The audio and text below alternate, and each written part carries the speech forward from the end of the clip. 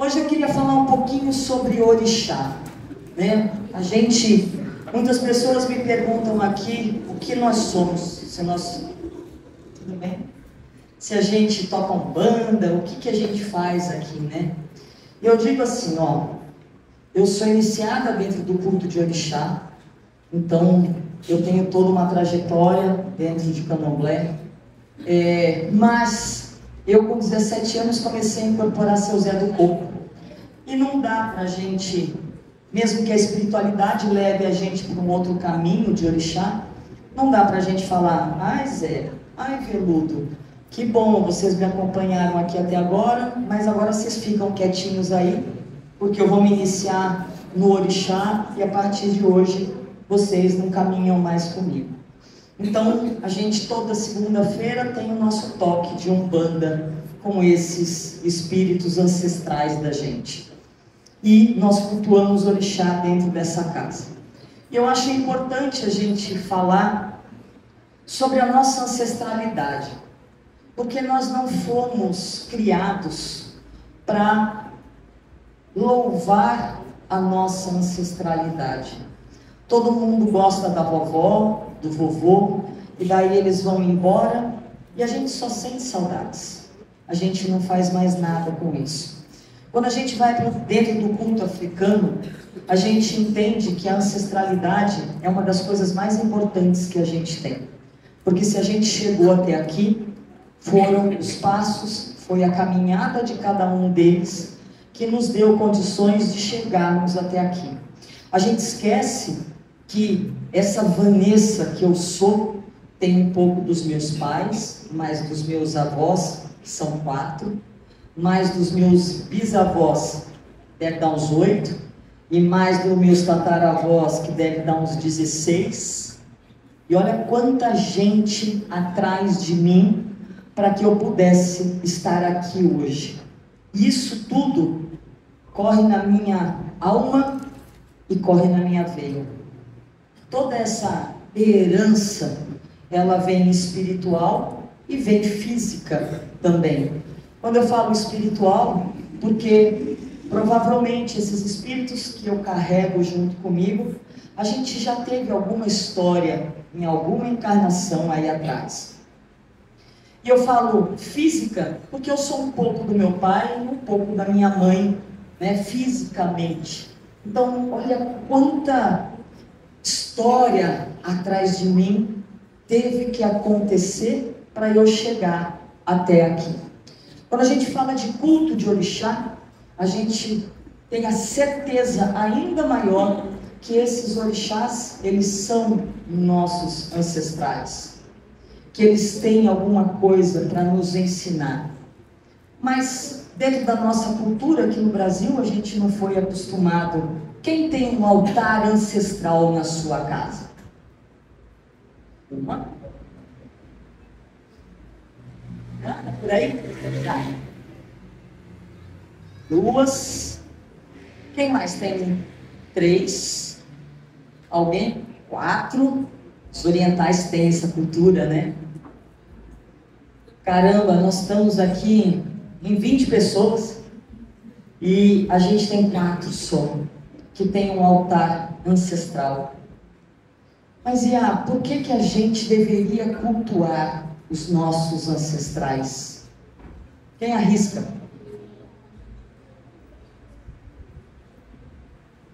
Ninguém arrisca nada? Vamos ver o pessoal aqui de dentro, que eu falo sempre, gente, não me decepciona. Por favor, vamos lá. A gente precisa começar a vir mais para o terreiro.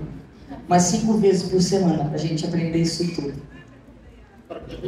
Qual é a pergunta? A senhora estava conversando, não prestou atenção. Papai Ebé, como sempre. Está vendo? Para que a gente cultua os nossos ancestrais, Yaloxá?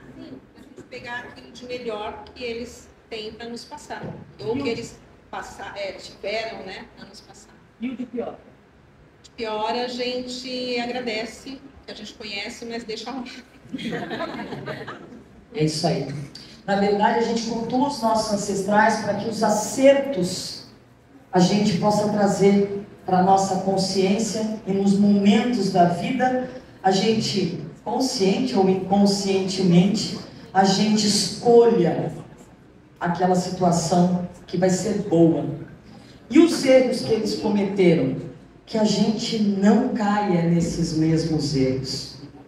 E é por isso que a gente deveria cultuar os nossos ancestrais. Dentro do culto de Orixá, a gente tem um lema que a gente leva, né? E a gente fala, são os mais velhos. Pergunte aos seus mais velhos. Porque a gente entende que os mais velhos já percorreram um caminho que eu ainda não percorri. E eles têm mais experiência. Eles têm conselhos para me dar. E é por isso que a gente busca os nossos mais velhos. Mas a gente cresce e daí olha o vovô e a vovó só como fofinho, tem que cuidar. E a gente esquece que eles têm toda uma bagagem, toda uma história e que eles poderiam nos ajudar muito nas nossas escolhas, nas nossas atitudes. É cultural, que nem a gente estava falando, os orientais têm essa cultura de alimentar, de dar comida, né? Os africanos também comem, estão comendo, separa um pedacinho ali para o seu ancestral.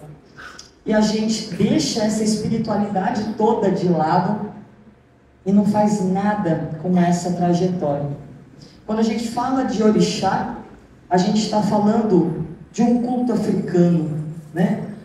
Dentro do culto africano, eles estão na sala, comendo, o assentamento do orixá está ali, eles de verdade estão comendo, pega um pedaço, põe dentro do assentamento, para alimentar, para agradar, para compartilhar com a sua ancestralidade.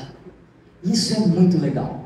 Se a gente fizer uma reflexão, isso é muito sério, isso é muito legal, que a gente deveria começar a olhar de uma outra forma.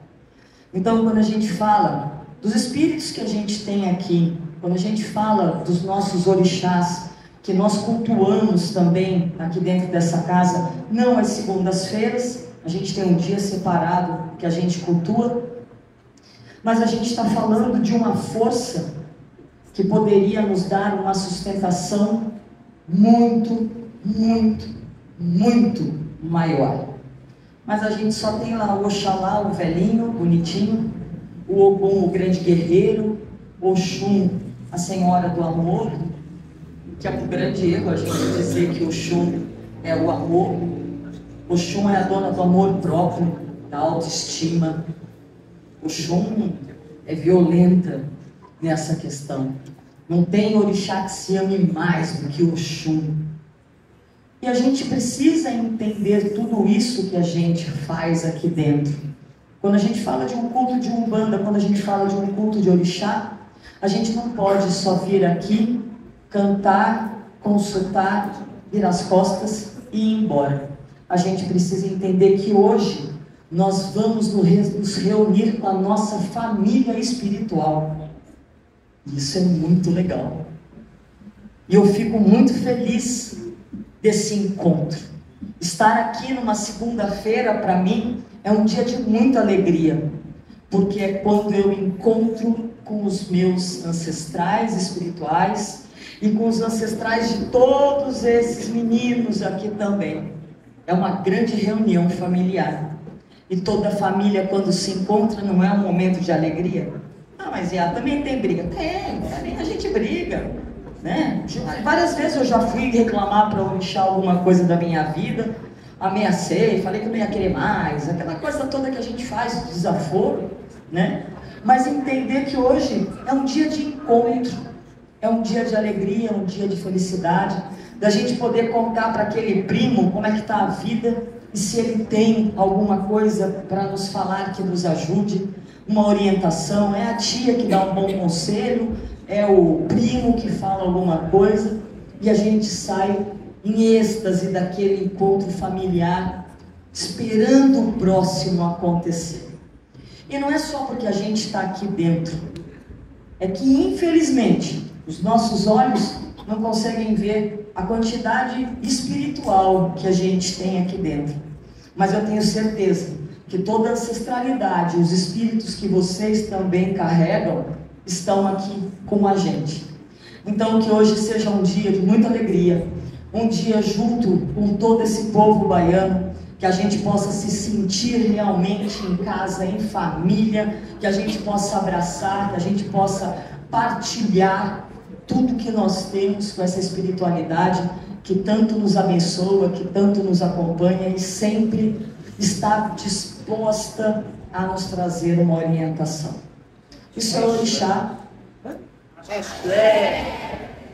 Isso é orixá. Isso são esses espíritos que estão aqui e aí também, porque no mundo espiritual não existe separação, é a gente que faz isso aqui na Terra, mas que seja uma noite que nos proporcione muita alegria, muita felicidade, muita partilha e que isso se estenda aí até a próxima semana, quando será o nosso novo encontro de família.